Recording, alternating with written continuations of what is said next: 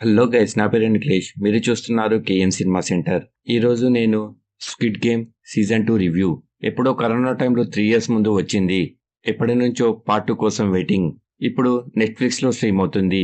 Total 7 episodes. ఒక్కొక్క episode 1 hour వరకు ఉంది. సిరీస్ గురించి చెప్పాలంటే ఓకే సిరీస్. ఫస్ట్ పార్ట్ అంతా ఎంగేజింగ్ గా లేదు, కానీ చూడొచ్చు. సీజన్ 1 చూస్తేనే సీజన్ 2కి సరిగ్గా కనెక్ట్ అవుతాము, లేకపోతే మనకి ఏమీ అర్థం కాదు. స్టోరీ ఏమిటంటే, సీజన్ 1లో ఎక్కడ ఎండ్ అవుతుందో అక్కడ నుంచే స్టార్ట్ అవుతుంది. మన హీరో ఎలాగైనా ఈ గేమ్ ని ఆపాలని ప్రయత్నిస్తుంటాడు. చివరికి ఆపగలిగాడా లేదా, ఏం జరిగింది అన్నది సీజన్ 2లోనే చూడాలి. మైనస్ పాయింట్స్: కొంచెం ఓపికగా చూడాలి. మధ్యలో అక్కడక్కడ చాలా బోరింగ్ గా అనిపిస్తుంది.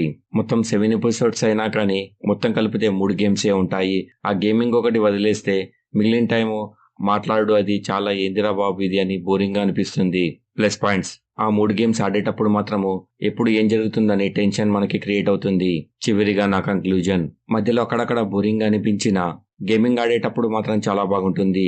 లాస్ట్ ఎపిసోడ్ మాత్రం ఫుల్ యాక్షన్. పార్ట్ 3 కూడా ఉంది. ఫ్యామిలీతో చూడాలనుకుంటే ఎపిసోడ్ 1లో హీరోని ఒక బాత్రూంలో న్యూడ్గా చూపిస్తారు.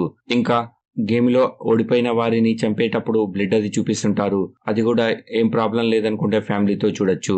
ఈ సిరీస్ కి నేను ఇచ్చే రేటింగ్ 3/5. ఇది నా ఒపీనియన్ మాత్రమే.